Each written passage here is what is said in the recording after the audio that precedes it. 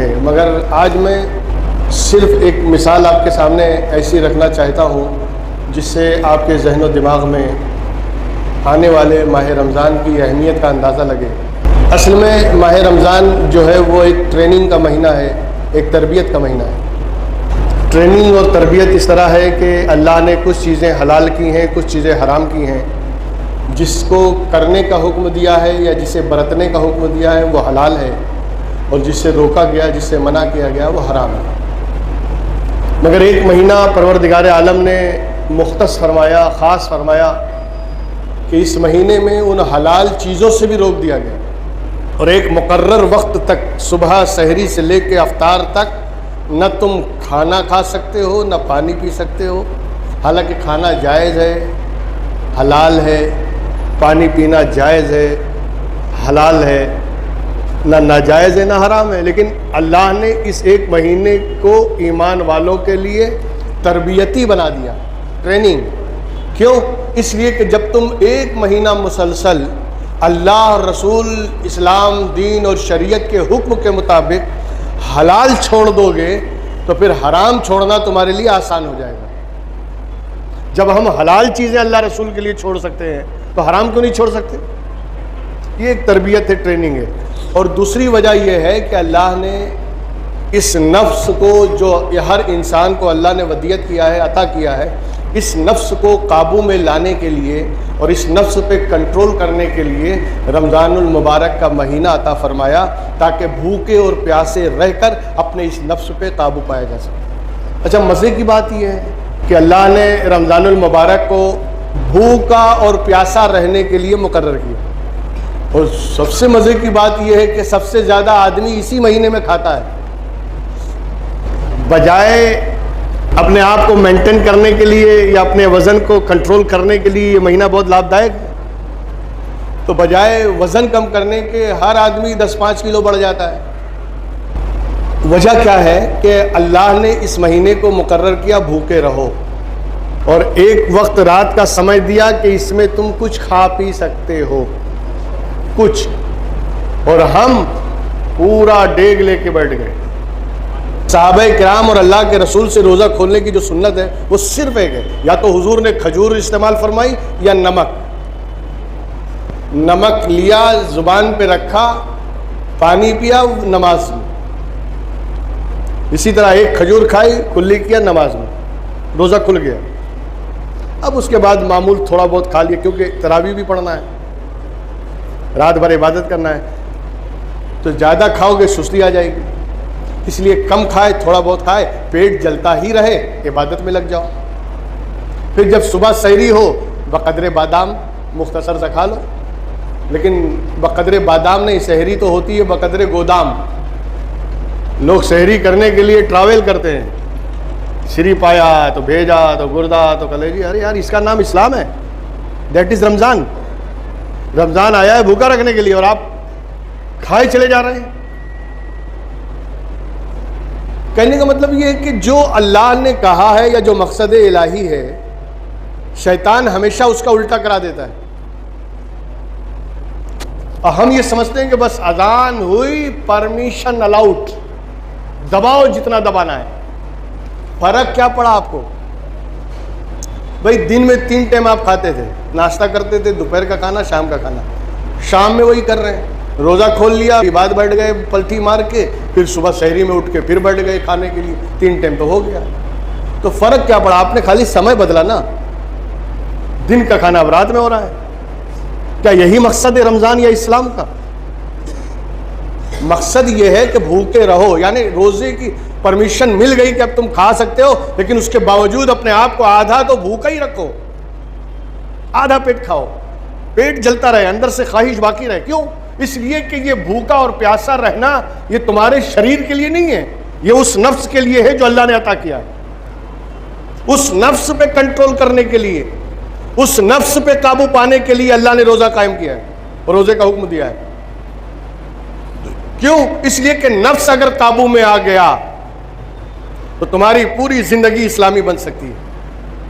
इसीलिए तो कुरान ने कहा या अय्युहल्लज़ीना आमनू कुतिबा अलैकुमुस्सियाम कमा कुतिबा अलल्लज़ीना मिन क़ब्लिकुम लअल्लकुम तत्तक़ून। अल्लाह ने तुम पे रोज़े फ़र्ज करार दिए और इसलिए फर्ज करार दिए ताकि तुम मुत्तकी हो जाओ। मुत्तकी कैसे बनेंगे? भूखे रहने से, प्यासे रहने से। अगर हर भूखा हर प्यासा रहने वाला मुत्तकी हो जाता है तो कितने ऐसे फाका करने वाले हैं जो जिन्हें 2-2 दिन खाना नहीं मिलता, क्या वो मुत्तकी हो गए? मुत्तकी का मतलब यह है कि अपने नफ्स को भूखा रखो। ऐसा नहीं है कि नहीं मिल रहा है तो नहीं खा रहे हैं। खाना सामने हो और ना खाओ, यह तकवा है। सारी सहूलतें मौजूद हैं फिर भी उन सहूलतों से फायदा मुकम्मल ना उठाओ, यह तकवा है। और ऐसे तकवे, और ये तकवा किसके लिए? नफ्स के लिए। अब ये बात आ गई नफ्स की। ये अल्लाह ताला, जब हम पैदा होते हैं तो हमारे साथ 3-4 चीज़ें पैदा होती हैं। कोई भी इंसान का बच्चा जब जन्म लेता है ना तो उसके साथ 3-4 चीज़ें साथ में आती हैं। एक तो शरीर आता है, एक रूह आती है बच्चे के साथ, अगर रूह नहीं हो तो मुर्दा हो जाए।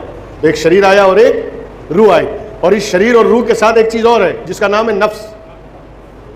वो नफ्स भी साथ में आता है। 3 चीज़ें आई, और चौथी चीज़ एक्सटर्नल यानी बाहर की है, वो भी बच्चा लेकर आता है। वो उसके अंदर नहीं है लेकिन बाहर है। बाहर क्या है? रिश्तेदारी। जब कोई बच्चा पैदा होता है तो किसी का बेटा है, तो किसी का नवासा है, तो किसी का पोता है, तो किसी, एक ही बच्चा है लेकिन उसके इतने सारे रिश्ते साथ में पैदा होते हैं। तो वो एक्सटर्नल है, बाहर के। लेकिन अंदर जो बॉडी के अंदर की चीजें वो 3 है, शरीर, रूह है, नफ्स। तेरे बात है? नफ्स। ये 3 चीजें लेके आदमी पैदा होता है, शरीर, रूह, नफ्स। बात ये है कि तीनों का जिक्र कुरान में। शरीर का भी, जिस्म का जिक्र भी कुरान में कि अल्लाह ने कैसे पैदा किया, नुत्फा बनाया, नुत्फे से ये बनाया, फिर गोश्त बनाया, फिर गोश्त में हड्डी पैदा की, वो सारा जिक्र कुरान में। शरीर का भी है। रूह का जिक्र भी कुरान में, यसअलूनका अनिर रूह कुल रूह मिन अम्रि रब्बी, ये रूह का जिक्र भी कुरान में। नफ्स का जिक्र भी कुरान में, नफ्स अम्मारा का जिक्र कुरान में, नफ्स लव्वामा का जिक्र कुरान में, नफ्स मुतमइन्ना का जिक्र कुरान में। और एक जगह अल्लाह ने साफ तौर से इरशाद फरमा दिया कि हमने नफ्स को बेहतरीन बनाया, वो नफ्स वमा सव्वाहा, हमने नफ्स को पैदा किया और बेहतरीन पैदा किया। फालहमा फुजूरा व तकवाहा, हमने इसमें दोनों सलाहियत रखी है। तकवे, तहारत, नेकी, परहेजगारी की सलाहियत भी इसके अंदर है। गुनाहगारी, बदकारी, हरामकारी, अल्लाह की नाफरमानी, वो सिफत भी इसके अंदर है। अब देखना यह है कि तुम डेवलप किसको करते हो, परहेजगारी वाली सिफत को आगे लाते हो या गुनहगारी वाली सिफत पे अमल करते हो। इस नफ्स को आप कौन से रास्ते पे लगाते हो, बस यही देखना है। यही आजमाइश है। हमने दोनों सलाहियत दी है। अब तुम इधर लेके चलते हो सीधे रास्ते पर या उल्टे सीधे रास्ते पर जाते हो। अगर नफ्स की ख्वाहिश के मुताबिक, नफ्स की डिजायर के मुताबिक तुमने गलत रास्ता इस्तेमाल कर लिया, क़यामत के दिन पकड़ हो जाएगी। मैं इसकी एक मिसाल ऐसी दे दूं जो सबके समझ में आ जाए, सबके समझ में आ जाए। एक बात बताएं, आप गाड़ी तो चलाते हैं, बाइक चलाते हैं कि नहीं? अरे बाइक चलाते हैं, कार चलाते हैं, कुछ भी चलाते हैं, स्कूटी चलाते हैं, चलाते हैं ना। कितनी चीजें जरूरी है चलाने के लिए?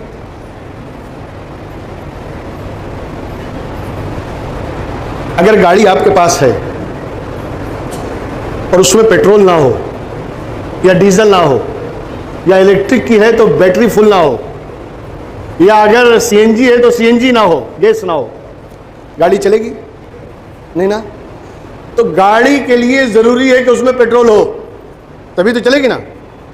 डीजल हो, सीएनजी हो या पावर हो तब चलेगी। तो गाड़ी हो, पेट्रोल हो, चलेगी ना गाड़ी? बोलो, नहीं चलेगी। चलाने वाला भी तो चाहिए। अब एक गाड़ी खड़ी कर दो, उसमें पेट्रोल भर दो, बोलो चलो, चलेगी नहीं ना। चलाने वाला चाहिए। अब अगर चलाने वाला अनाड़ी है, हैंडल है, कहीं भी घुस जाएगा ले देगा, किसी पे भी चढ़ा देगा। या अगर चलाने वाला सही तो है लेकिन वो स्टंट कर रहा है, आड़ी टेढ़ी ऊपर नीचे चला रहा है, तब भी खतरा तो लगा हुआ है कि आए बाएं साएं चल रहा है, पता नहीं कहां घुस जाएगा। अच्छा एक बात और बताएं, अगर गाड़ी कहीं ठुक जाए या किसी को लग जाए तो गाड़ी को पीटा जाता है या ड्राइवर को? बोलो, मारा किसको जाता है? केस किस पे बनेगा? गाड़ी पे या पेट्रोल पे? ड्राइवर पे। अब इतनी बात जब आपकी समझ में आ गई, अच्छा एक बात और भी है, गाड़ी भी है, पेट्रोल भी है, ड्राइवर भी है, लाइसेंस नहीं है, ड्राइविंग लाइसेंस नहीं है, अब भी पकड़ होगी कि नहीं? इलीगल है। अच्छा लाइसेंस भी है, लेकिन लाइसेंस है टू व्हीलर का, चला रहा है फोर व्हीलर। लाइसेंस है लाइट व्हीकल फोर व्हीलर का और चला रहा है लग्जरी ट्रक, तब भी पकड़ होगी कि नहीं? ये चीजें जब आपकी समझ में आ गई, मिसाल अब मैं आपको बताऊं, ये शरीर जो हमारा है ये गाड़ी है, और ये जो रूह हमारे अंदर है ये पेट्रोल है। लेकिन इस शरीर और इस रूह की सवारी को जो चलाने वाला है वही नफ्स है। अब ये नफ्स सीधे रास्ते पर चले, लेकिन इस नफ्स के पास परमिशन है कि नहीं, लाइसेंस है कि नहीं? और लाइसेंस कौन देता है? गवर्नमेंट। और गवर्नमेंट उसी वक्त लाइसेंस देगी जब आपको उसके रूल्स एंड रेगुलेशन मालूम हो। तो जो रूल्स है, जो रेगुलेशन है, उसका नाम है इस्लाम। जो कायदे और कानून है उसका नाम है इस्लाम। और जो लाइसेंस मिलेगा आपको, उस लाइसेंस के सेंटर का नाम है मदीनतुल मुनव्वरा, ताजदार मदीना। वो तुम्हें वेरीफाई करेंगे कि तुम बिल्कुल चलाने के लायक हो, लाइसेंस दे दिया। मगर लाइसेंस मिला हमको टू व्हीलर का और हम बैठ जाए फोर व्हीलर पे, तब भी लोचा है ना। इसीलिए बाद लोग उसके लायक नहीं होते, मगर अपने आप को उस लायक समझ रहे हैं। भाई लाइसेंस मिला है सच्चे मोमिन बनने का, 5 वक्त नमाज पढ़ने का, आप पीर साहब बन रहे हैं, आप पीर तरीकत बन रहे हैं, हैवी लाइसेंस वाला चला रहे हैं, कैसे चलेगा? कहीं भी घुस जाओगे। लाइसेंस जो है वो चलाओ ना, जितने तुम्हें लाइसेंस मिला है बस उतना ही तक रहो, आगे वाली गाड़ी पे हाथ क्यों मार रहे हो? लाइसेंस बन गया, चलो पीर तरीकत का, लाइट व्हीकल का, और हम बन जाएं गौसे जमा, कुतुबे जमा, ख्वाजा आजम। ये कैसे हो गया? तुम्हारे पास उसका लाइसेंस कहां है? अच्छा गाड़ी चलेगी तो गली में चलाओगे कि सड़क पे? बोलो। सड़क पे ना। उसी सड़क का नाम है सिराते मुस्तकीम, उसी सड़क का नाम है सिराते मुस्तकीम। बिल्कुल सामने की मिसालें, मगर चलाने वाला कौन है? नफ्स है। अब देखना यह है कि ये कायदे और कानून के मुताबिक, शरीयत के कानून के मुताबिक चला रहा है, या आए बाएं साएं जा रहा है, या रॉन्ग साइड में घुस रहा है, या ऐसे रास्ते में जा रहा है जहां जाना मना है। अब अगर नफ्स पे तुम्हें कंट्रोल नहीं, ड्राइवर का कंट्रोल खो दिया गया और ड्राइवर आए बाएं साएं चलने लगा, जाहिरी बात है कि पुलिस पकड़ेगी, कानून की जद में आएगा। इसी तरह अगर हमने अपने इस शरीर को आए बाएं साएं चलाया, नाजायज जायज हराम हलाल कुछ नहीं देखा, बस चलते रहे, ये भी आने दे वो भी आने दे, ये भी खा ले वो भी खा ले, इसका भी ले ले उसका भी ले ले, ये मेरा है तो भी मेरा है, वो तेरा है वो भी मेरा है, अगर इस तरह चलते रहे किसी ना किसी दिन क्लच में तो आओगे। और वहां पुलिस नहीं पकड़ेगी, फरिश्ते पकड़ेंगे, तुमने कानून के खिलाफ चला है। ये नफ्स ड्राइवर है, और इस नफ्स को सीधा रखने के लिए और सही रास्ते पे चलाने के लिए जानते हो क्या जरूरी है? एक रवायत आपके सामने पेश करूं कि परवरदिगार आलम ने सारी कायनात को पैदा किया, इंसान को भी पैदा किया, हमारे शरीर को भी पैदा किया, हमारी रूह को भी पैदा किया, और नफ्स को भी अल्लाह ही ने बनाया। वनफ्सी वमा सवाहा, अल्लाह ने पैदा किया ना नफ्स को। लेकिन जब नफ्स को अल्लाह ने पैदा किया तो अल्लाह ने देखा ये बहुत शरीर है, ये सीधा चलने वाला नहीं है, ये गलत रास्ते पे ले जाने वाला है, ये बहकाने वाला है, इसके अंदर शरारत का मादा है। तो जानते हो अल्लाह ने क्या तदबीर की? फरिश्तों से कहा इसको ले जाओ मेरे सामने से, और इसे 100 साल के बाद मेरे सामने हाजिर करना, और इसे 100 साल तक भूखा प्यासा रखो, इसकी ग़िज़ा मत दो इसको। 100 साल तक भूखा प्यासा रखने के बाद जब फरिश्तों ने नफ्स को हाजिर किया अल्लाह की बारगाह में, तो अल्लाह ने देखा हाँ अब ये सही चलने वाला है, अब ये काबू में आ गया। इसीलिए अल्लाह ने इस नफ्स पे काबू पाने के लिए रमज़ान में भूखे और प्यासा रहना वाजिब और फ़र्ज करार दे दिया। तो रमज़ान का महीना जो आता है वो हमारे नफ्स पे काबू करने का तरीका बताने के लिए आता है। जो रोजे फर्ज किए गए वो इसलिए नहीं फर्ज किए कि अफ्तार जम के करो, वो इसलिए फर्ज नहीं किए कि रात में दबा के खाओ, बल्कि अल्लाह ने इसलिए फर्ज करार दिए कि जैसे तुम दिन भर पूरी तरीके से भूखे प्यासे हो, रात में भी कम खाओ कम पियो, क्योंकि तुम्हें आराम भी करना है, तुम्हें सोना भी है। तो ऐसा ना हो कि तुम्हारा खाना तुम्हारे लिए वबाल बन जाए, खा के सो जाओ बीमार हो जाओ। लिहाजा रात में भी कम खाने की आदत रखो और दिन भर भूखे रहो, इसलिए कि इस नफ्स का एक ही इलाज है, अगर इस पे काबू करना है तो इसे भूखा और प्यासा रखा जाए। तो रमजान का महीना आता है अपने नफ्स पे काबू करने के लिए और उसे सही दिशा में चलाने के लिए। जब नफ्स काबू में आता है तभी तो सिराते मुस्तकीम पर गाड़ी सही चलती है। और रमजान के महीने में भाई लोग ज़्यादा ही खाएंगे और फिर बाद में कहेंगे अल्लाह ताला इस महीने में कैसी कैसी नेमतें खिलाता है जो पूरे साल नसीब नहीं होती, इस महीने में खा। अबे पागल, अगर चलो थोड़ी देर के लिए अल्लाह ने इस महीने में अच्छी नेमतें खिला भी दी हैं तो सोचना चाहिए ना कि एक महीना अगर हम सुधरने की कोशिश करते हैं अल्लाह नेमतें बढ़ा देता है। अगर साल भर सुधर जाएं तो कितनी नेमतें अता फरमाएगा। साल भर अपने आप को मुत्तकी परहेजगार और अल्लाह का फरमा बरदार बनाए तो अल्लाह कितनी नेमतों से नवाजेगा।